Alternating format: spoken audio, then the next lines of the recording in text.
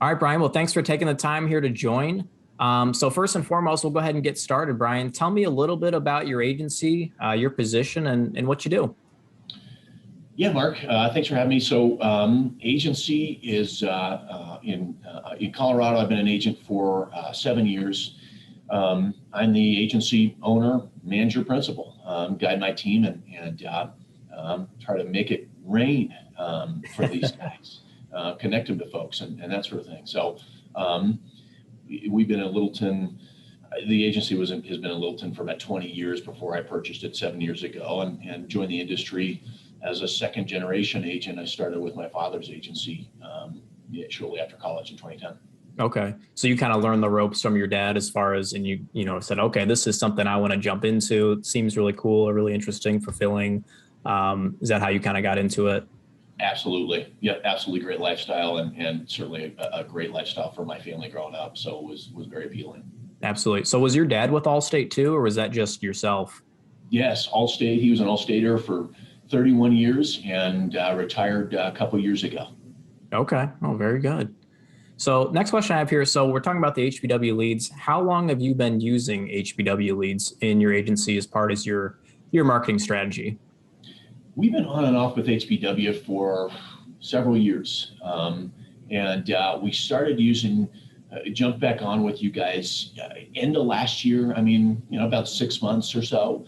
Solidly is how long we've been using you guys, been contracting for leads for both home and auto. Mm-hmm. Okay.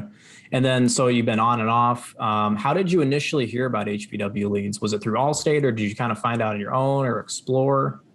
It was through Allstate. I remember using HBW as in my father's agency as a producer there. Okay. As well. So there were some of the best follow-ups too. If you didn't quote and sell right on the spot, they made for a great requote for the database. So I sort of always had it in mind.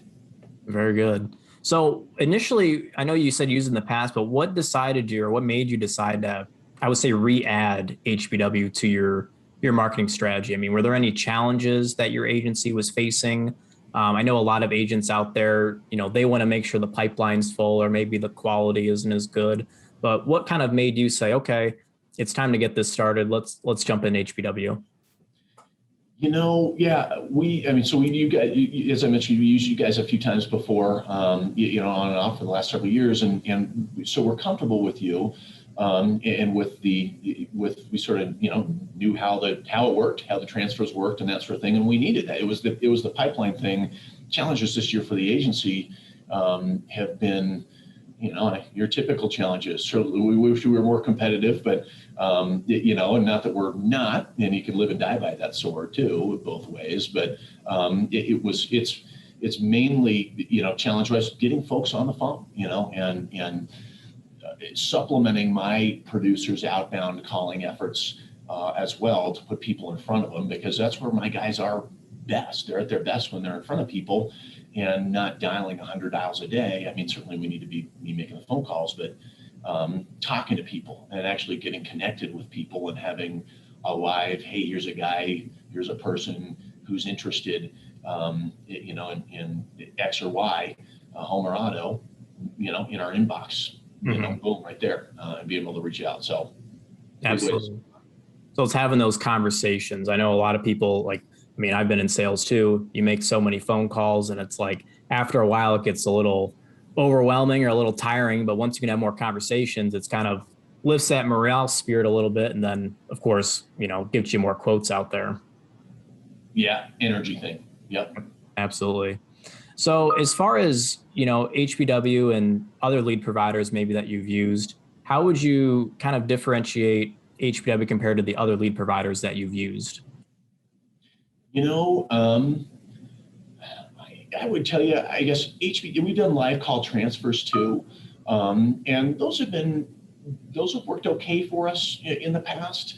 I feel like HBW, the information that we get, and the follow-ups we get, a lot of them are warm. I mean, not every one of them. And that's why, the return system is a helpful one too. We leverage that. And I think that's feedback for you guys and for your callers and stuff too of, hey, we got a few returns, these guys, whatever happened, or that sort of thing. But, we'll call an HBW. And it's kind of fun because we'll call an HBW lead that says, hey, we got, Joe Smith with, one vehicle and a home, and he's looking for an auto quote. We'll call him and he'll end up having 4 vehicles sort of thing. Oh, wow. Not uncommon. So it's kind of fun what you uncover. And a lot of those calls are warm, and they're not, the live call transfers are boom right on the spot. You got to be ready. And those are good too. I'm not saying those are bad, but we're able to get these in, follow up with folks. Their expectations have been set to where they're going to get a follow-up within, the next business day, sort of thing, or even next 24 hours. We'll follow up with those guys, and they'll still be warm because of those expectations. So we don't get a call where a live transfer call where we miss it, or it comes in and everybody's out to lunch or something like that. It's allows us to work these more strategically as we get them and get prepped and jump on them. Right. Yeah. And it's nice too, because you can sort of review all the information, have all the facts, where it's like, live transfer, it's like right there. You got to react right away and absorb as much information as you can and hope that you ask the right questions. But, I've seen the leads that come over. It's like everything's right there. You can look at it. And that's interesting that you noted too. You'll uncover more information that you didn't even know about, which, makes for a more valuable quote too. It's sort of an extra. My producers enjoy that too, because it's sort of like a treasure hunt or something like that. You sort of never know what you're going to get, and you could get a lead that says, hey, 1993 liability only Jeep. That's all I want. I rent. That's whatever sort of thing. That's what it looks like on the surface, and then this guy ends up having multiple vehicles, actually owning a home or something like that too, or it's just sort of. It adds a little bit of energy to those kinds of calls too, because you never know sort of what you're going to get, in a way. Maybe he's got a mansion in Florida or something. Yeah. I mean, we closed a 6-car auto 2 weeks ago, and the guy had 2 vehicles listed. That was a biggie. Certainly, that was one that we liked. Wow, very good. So, Brian, talk to me a little about some of the goals that your agency has this year. First and foremost, what are you looking to achieve? What metrics are you looking to hit, if any? Kind of elaborate on that. Yeah, we need to be really cranking up our volume, and I think every and any Allstate agency is striving to do that. In the country, we've had some restructuring, some changes, and some new goals as a company, and need to strive for that. So we're really pushing volume, in terms of quotes and ultimately items, premium written, that sort of thing. Really, we've got some new categories that, I don't know how specific we are getting to Allstate or other, other companies too, but, I think it works with both that, the things that we're trying to hit and the tiers with Allstate now, the new tiers that we're trying to hit, where you get, if you get to sort of the third highest, the highest echelon tier of the 3, you get some new perks, features, and some things like that are specific to your agency that are important, more money, those sorts of things. So, really continuing our goals to be, perennial trip winners, award winners, hit a bonus at the end of the year, grow as an agency. So this is a piece, of it's a bucket within our other buckets of doing that, and it's certainly been a good piece for the last several months that we've been working these. What are some of those tiers you mentioned that Allstate has? I don't think I've ever heard that before.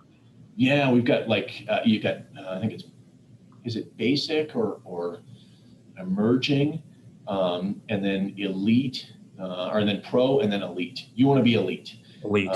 So elite is where you get some different marketing leverage, and some other things too that frankly haven't been unveiled to us specifically, but been sort of hinted at, like, you want to be, you want to be elite, because I'm sensing that there's probably better pay with that, off of renewals, base pay, commission renewals, that sort of thing.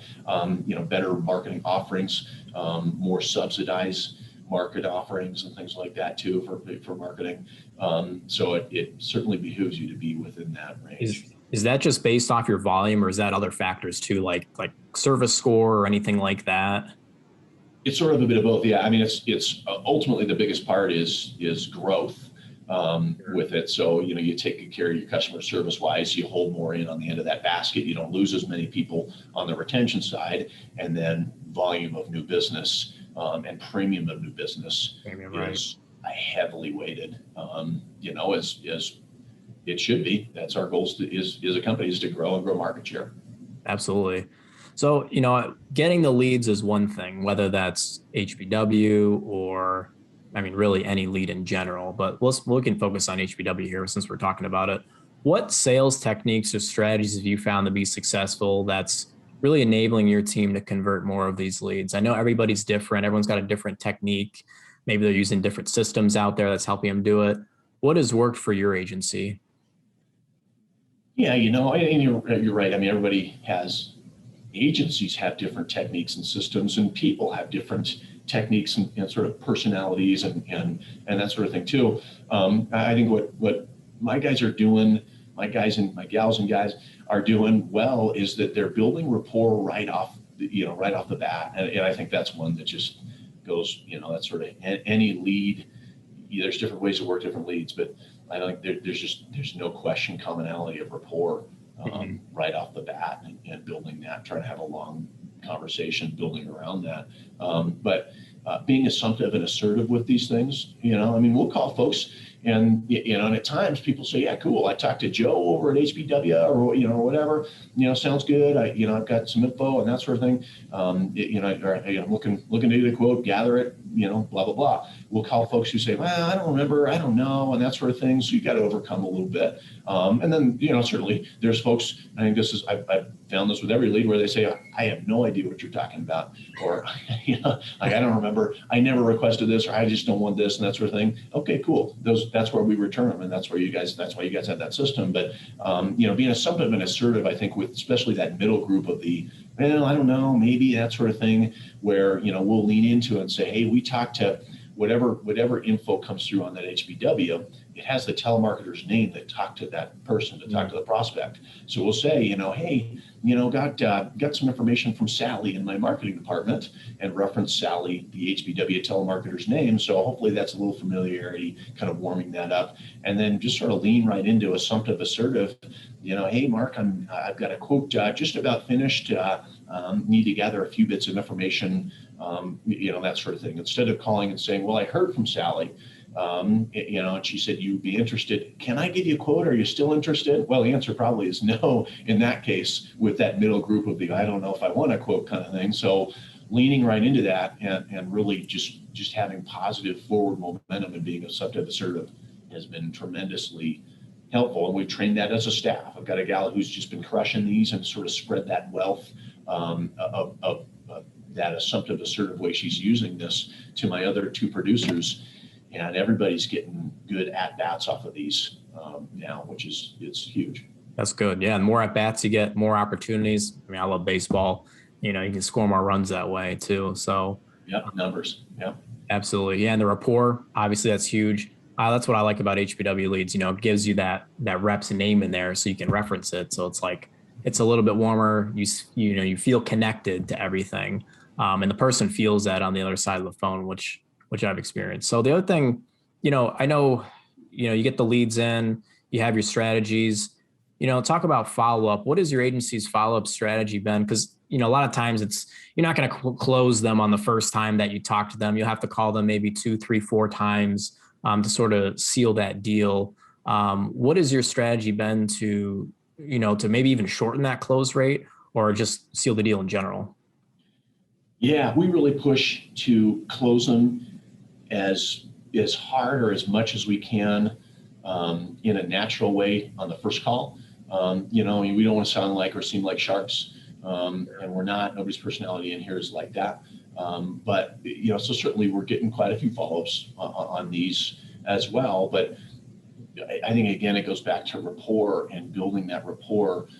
Looking at talk time on something like this, wanting to see these guys, and they're doing a good job of it, have a 30, even 45-minute conversation with an HBW lead or any lead.